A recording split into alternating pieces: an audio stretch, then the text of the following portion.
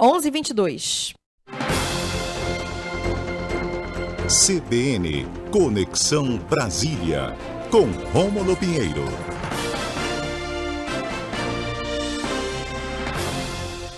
É a Conexão Brasília, mas hoje é uma conexão presencial Belém-Macapá. Márcia, que está aqui com a gente, nos estúdios da CBN Amazônia. Bom dia, Rômulo. Muito bom dia a todos, bom dia, Márcia. E hoje a caráter... Bom dia, Rômulo. Muito bom dia. A caráter, eu vinha normal, vinha com uma roupa, né, especial, mas aí falaram do meu time, esses traidores aqui.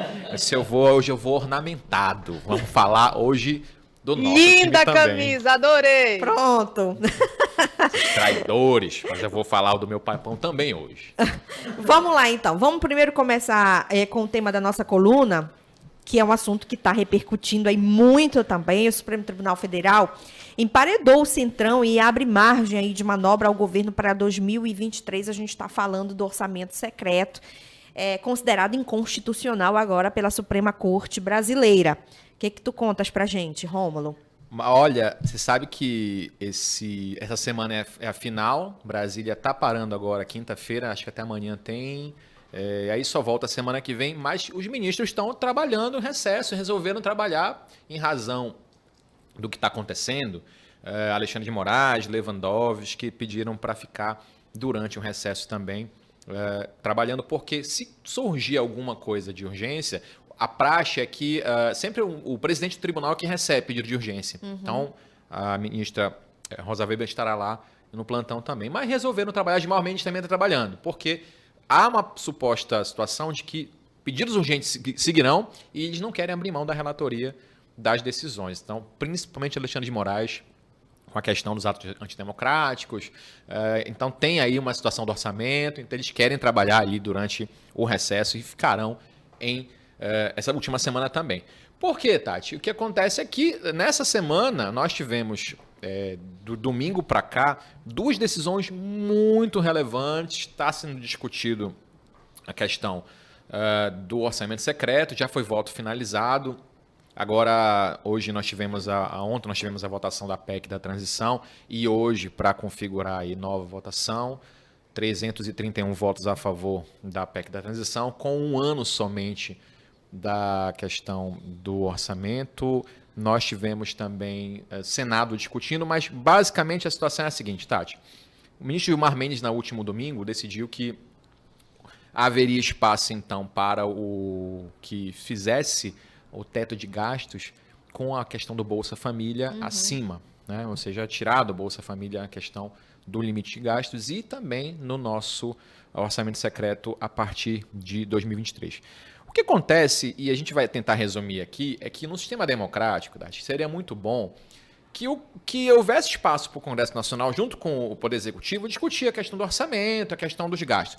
O grande problema é que transparência é algo que não está no planejamento do Congresso, nunca esteve, e ainda mais agora nesse último ano. Então, o orçamento secreto que foi discutido, que foi derrubado, foi 6-5, que foi bastante apertado, sim, tirou do relator a possibilidade da destinação das emendas para...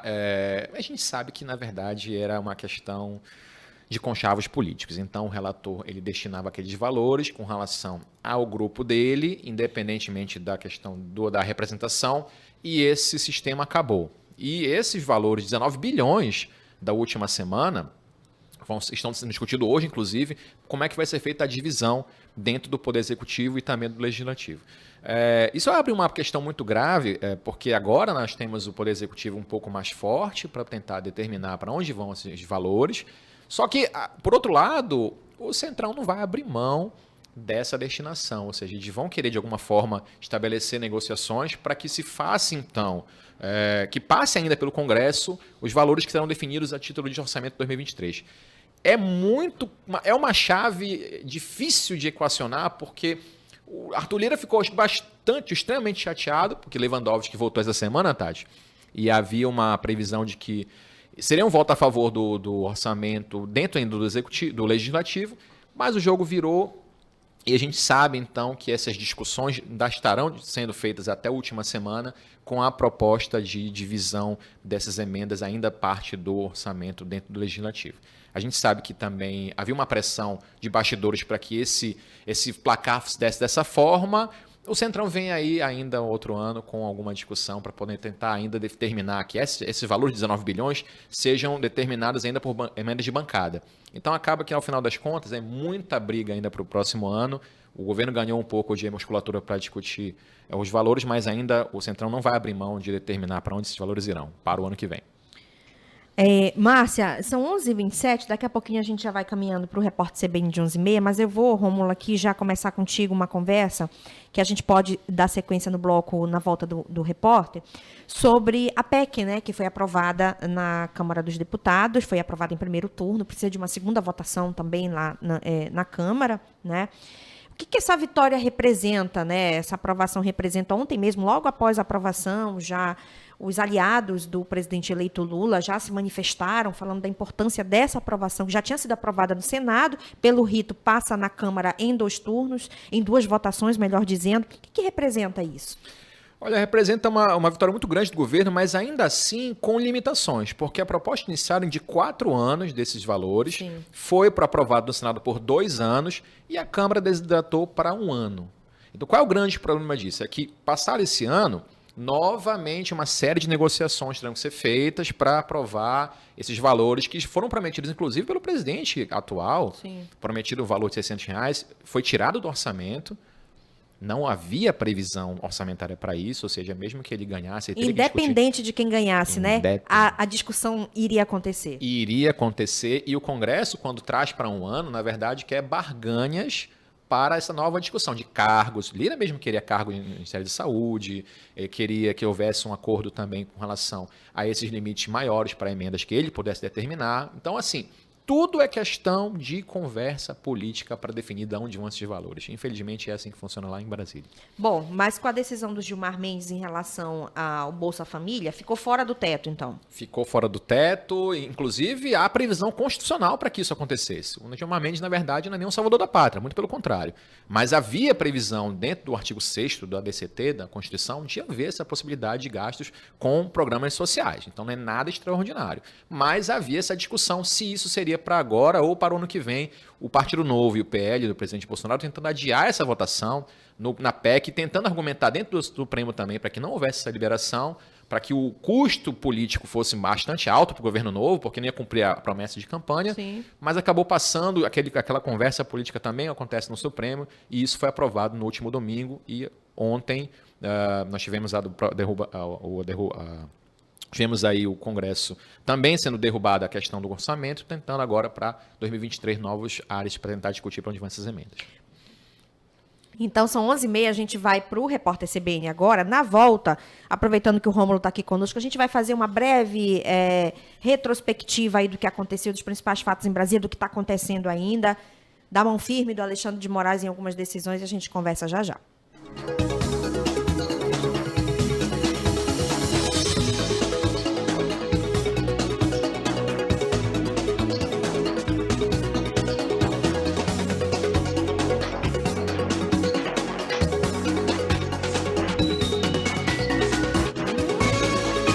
Boletim de notícias.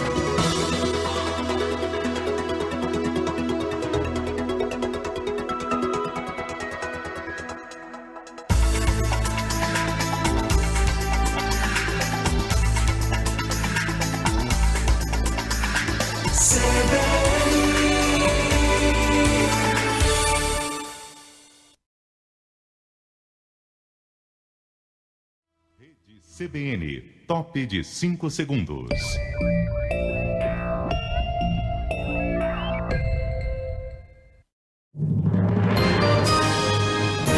Repórter CBN.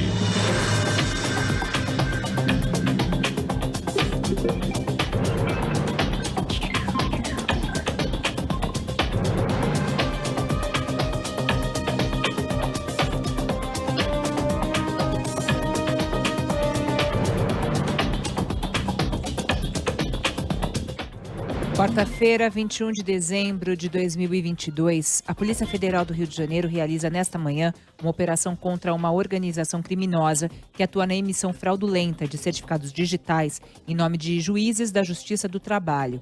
Os suspeitos são acusados de expedir através alvarás falsos.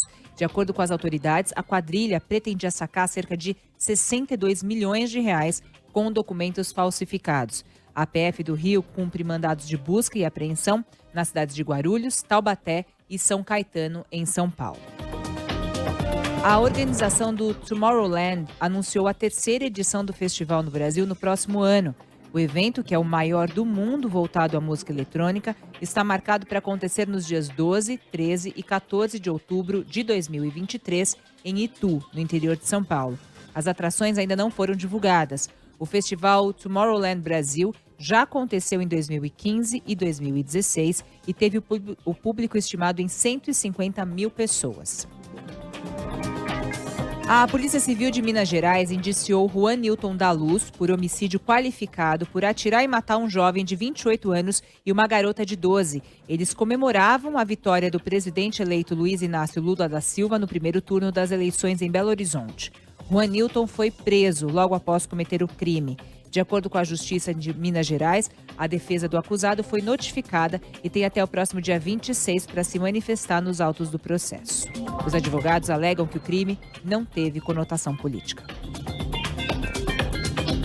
Um homem foi preso nesta terça-feira por atear fogo próximo ao portão do Palácio de Buckingham, em Londres. O suspeito tem 30 anos e foi detido por causar danos criminais. A motivação do ato ainda não foi divulgada pela polícia, que abriu investigação para apurar o caso. No horário de Brasília, 11 horas 34 minutos. Repórter CBN. As principais notícias do dia a cada meia hora.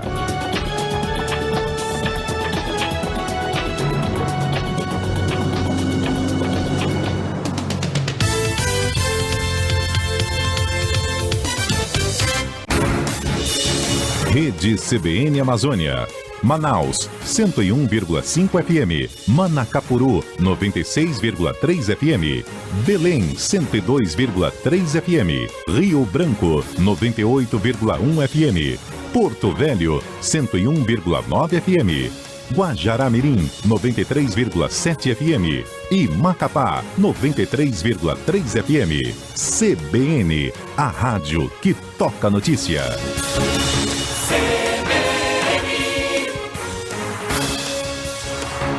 11h34. Boletim de notícias. De volta com o nosso boletim de notícias, ao vivo para os estados do Pará e Amapá. Comigo nessa ancoragem, minha parceira Márcia Serrano. Márcia, hoje a gente está tendo a honra de fazer a nossa conexão Brasília, mas como uma conexão Belém-Macapá, porque o Rômulo Pinheiro, que é o nosso colunista paraense, mas mora em Brasília já há muito tempo, conhece muito dos bastidores do Congresso Nacional, da Justiça, né, ali do Poder Judiciário, está aqui com a gente para compartilhar um pouquinho dos acontecimentos, né, dos recentes acontecimentos, mas também dos fatos que marcaram aí. Tivemos um turbilhão de coisas nesse período eleitoral que passou. O presidente eleito e o vice-presidente eleito já foram diplomados pela Justiça Eleitoral e, portanto, vão tomar posse no dia 1º de janeiro. Então, nessa segunda parte da nossa conversa, Rômulo, vamos tratar um pouquinho sobre as posições do ministro Alexandre de Moraes, as decisões do Supremo Tribunal Federal assinadas por ele, envolvendo vários assuntos, né? Mas principalmente em relação aos atos antidemocráticos que vêm sendo registrados ainda agora, já com menor força, desde que a eleição foi encerrada e que o presidente Lula foi proclamado eleito pela Justiça Eleitoral. Recebeu voto da maioria da população brasileira para governar o país pelos próximos 4 anos, né? De lá para cá, o ministro Alexandre de Moraes, o STF, com base inclusive em relatórios dos ministérios públicos dos estados em relação ao que estava acontecendo nos estados relacionado a essa questão dos atos antidemocráticos, determinou algumas operações, inclusive a mais recente agora, a gente viu a quantidade de armas que foram apreendidas nessa última operação também, determinou prisões, enfim. E as decisões continuam sendo tomadas. E você falou muito bem que o ministro estão no recesso, entre aspas, mas ele está lá ainda exatamente porque é uma reta, um final de mandato de um presidente para começo de outro. A gente ainda não tinha visto isso, um clima ainda um pouco tenso, para que os ritos sejam cumpridos de acordo com o que manda a Constituição Federal, né, Rômulo? Pois é, Tati. O grande problema é quando há uma personalização das figuras públicas que representam poderes. Então você vê que hoje o embate muito grande, a crítica é a figura do ministro. Sim. Então é o fulano de tal, o ministro fulano, o ministro ciclano.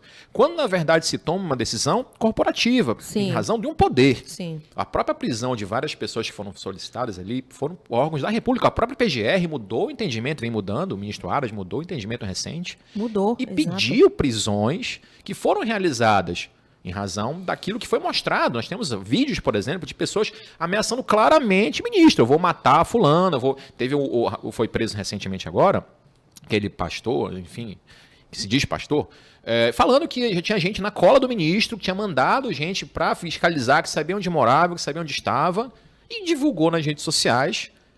E as pessoas acharam esquisito, porque foi preso o ministro no Espírito Santo, o pastor e etc. Mas isso é um absurdo, o ministro está se excedendo no seu poder. Eu me pergunto, Tatiana Lobato, se eu ou você, ou qualquer pessoa que está aqui, botasse um vídeo na internet ameaçando um juiz, que seja um promotor, o que ia acontecer conosco? Né? Então você vê que é muito complicado quando há essa personalização na figura do ministro, de um poder, mas nós vivemos tempos realmente difíceis, em que se tem a coragem de ameaçar uma pessoa, que ainda que fosse eu ou você, que não temos cargo público, mas já é muito grave ameaçar uma pessoa assim. Imagina um chefe de um poder da República, com a imagem que isso passa para os demais. Então é necessário, e a gente entende que as pessoas, não existe uma guerra do bem contra o mal, então nós temos várias críticas também à maneira como se conduz alguns inquéritos, de certa forma se viola algumas garantias fundamentais, sim, a gente percebe alguns excessos. Por outro lado, nós percebemos também um grande ataque à figura das pessoas que compõem aqueles tribunais. Então, é necessário que haja um meio termo para que se tenha, então, uma contenção. Você vê pessoas até hoje, a gente estava discutindo isso no intervalo aqui, pessoas na rua pedindo intervenção militar mesmo, pedindo intervenção federal ou militar, que nome que se dá, enfim. Isso é claramente um ataque aos preceitos democráticos do Estado de Direito. Então, nós temos, então, que ver que é necessário conter excessos.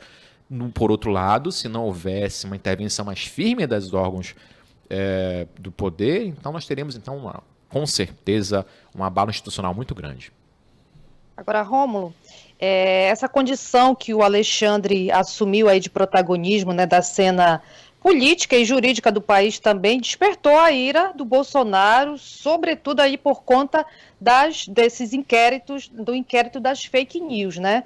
Que foi aberto lá pelo Toffoli em 2019, e aí o Alexandre de Moraes assumiu a relatoria do processo por decisão do próprio Toffoli, né? Ele assumiu o protagonismo já tem algum tempo, né? Pois é, Márcia. Inclusive, a maneira como isso foi criado também gerou críticas, porque a gente sabe que a definição do relator de um processo desse é feita por sorteio. É o próprio sistema que faz isso. Então, a primeira crítica foi exatamente essa. Quando foi aberto o inquérito, o ministro Toffoli indicou Alexandre de Moraes como relator.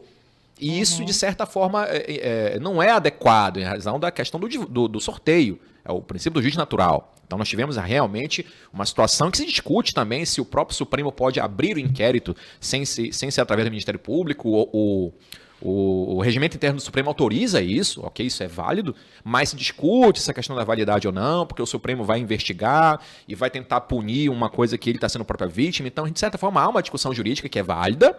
No entanto, o que as pessoas não conseguem visualizar é que esses momentos em que se vive um ataque institucional muito grande a um poder da República, é necessário, então, que haja uma medida mais rígida do próprio poder, e aí não se fala em personalização, se é ministro X, Y, Z, mas o próprio Supremo Tribunal Federal que deu uma resposta adequada a esses ataques que vem acontecendo, e não é de hoje, desde 2018, 2019, nós temos claramente os poderes se afrontando entre si. E aí os motivos são variados, né? Mas é importante que haja uma valorização, um fortalecimento do poder judiciário, como do poder legislativo e executivo também, mas que seja institucional. e não meramente personalizado. Isso acaba gerando um problema muito grande. Agora, a gente sabe também que vai haver muitas críticas a respeito, mas o Supremo Tribunal Federal também é um tribunal político. A gente não tem como não afastar essa questão. É a proteção à Constituição. Então, há uma questão, um componente político também muito forte, que é importante que a gente traga isso para a gente poder discutir com a sociedade em geral. E, Rômulo, você acabou de chegar de Brasília. Compartilhar com a gente como é que está o clima lá em Brasília. A gente tem acompanhado também, através da CBN, o Noticiário Nacional, em relação às discussões que estão acontecendo no Congresso, com a equipe do presidente eleito Lula, em relação à PEC da transição. Mas, de modo geral, como é que está o ambiente em Brasília hoje ainda, já para essa troca, né? Nós estamos aí hoje, 21 de dezembro, está faltando poucos dias aí para a posse do novo presidente da República, o presidente que foi eleito.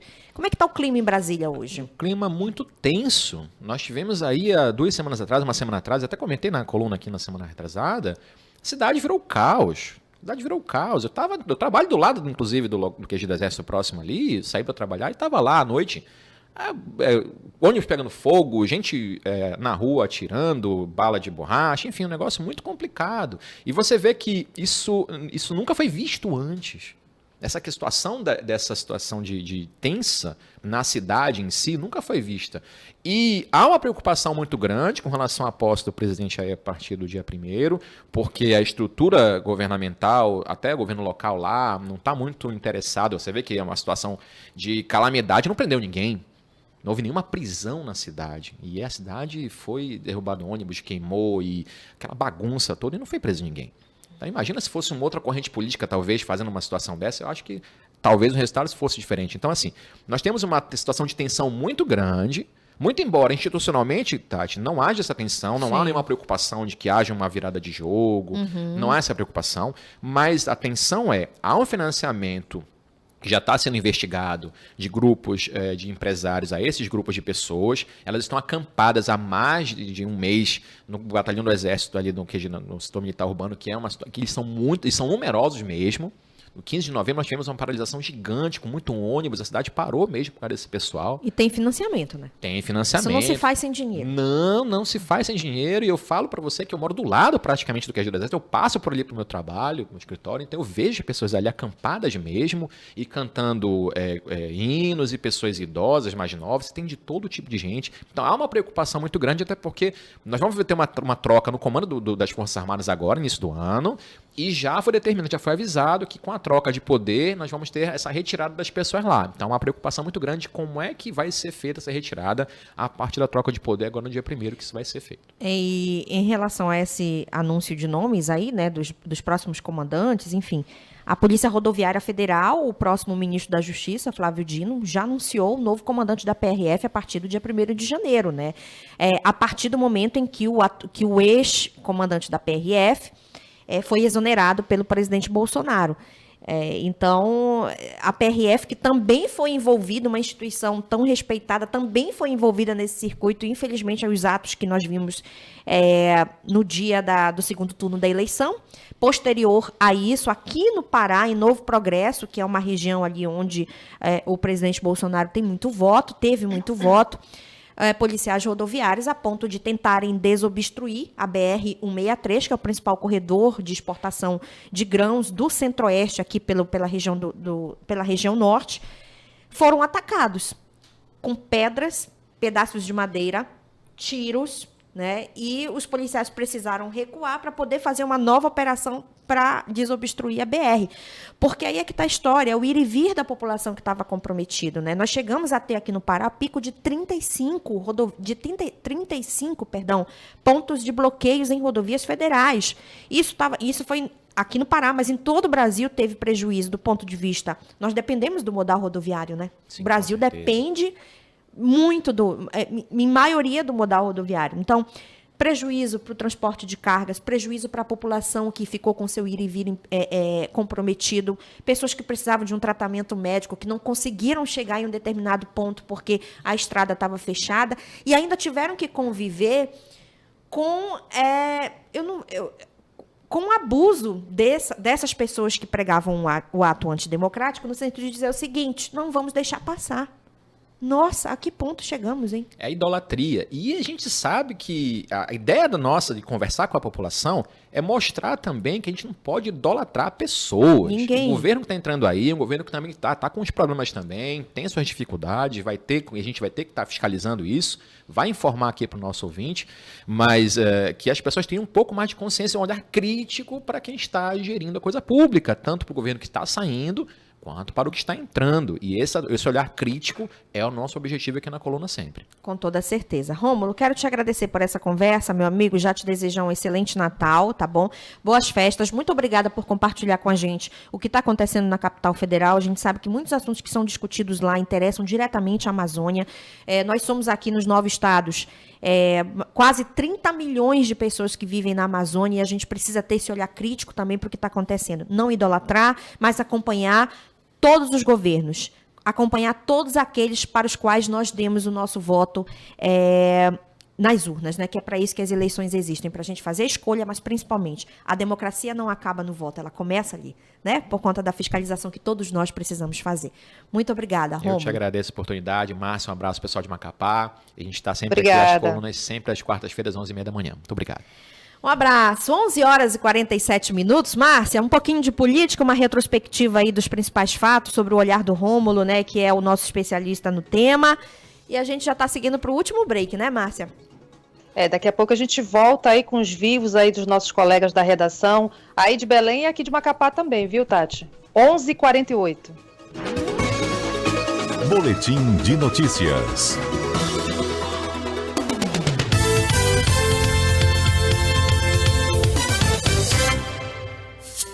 Equatorial apresenta Histórias que a Energia Transforma. A Equatorial está completando 10 anos aqui no Pará. São muitas histórias ao longo dessa década. Histórias de orgulho, de emoção e de energia. Como a do Júnior Soares, produtor cultural e um dos responsáveis pelo Arraial do Pavolagem. E a gente é responsável por uma das maiores manifestações culturais do norte do Brasil. O Arraial do Pavolagem hoje para mim é um espaço de convivência social, cultural. Então a Equatorial, além de ser esse parceiro que vem viabilizar essa proposta junto ao público em geral, além de tudo isso, é uma parceira muito ativa, porque a gente percebe o interesse das pessoas nos patrocinando. Elas não apenas estão disponibilizando o recurso, elas estão juntas construindo também com a gente. É por conta disso que a gente consegue permanecer com a nossa missão de levar cada vez mais a cultura popular para as pessoas. Equatorial Pará, há 10 anos trabalhando para você. Fundação Rede Amazônica apresenta Acelera Amazônia.